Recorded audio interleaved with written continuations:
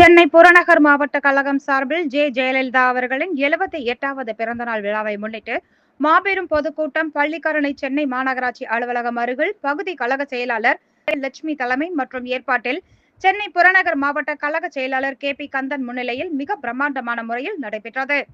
சிறப்பு அழைப்பாளர்களாக கழக வழக்கறிஞர் பிரிவு தலைவர் VS சேதுராமன், கழக அமைப்பு செயலாளர் K சிங்காரம், கழக செய்தி தொடர்பாளர் M ஜமீலா ஆகியோர் பங்கேற்று அதிமுக அரசின் கடந்த கால சாதனைகளையும் வருகின்ற 2026 சட்டமன்ற தேர்தலில் மீண்டும் அதிமுக ஆட்சிக்கு வரும்பொழுது மகளிருக்கு உதவித்தொகை 2000, குடும்பத்துக்கு ஆண்டு ஒன்றுக்கு 10,000 போன்றவற்றை எடுத்துரைத்து மீண்டும் எடப்பாடி K பழனிசாமி தலைமையில் அதிமுக ஆட்சி என உறுதி பேசினர்.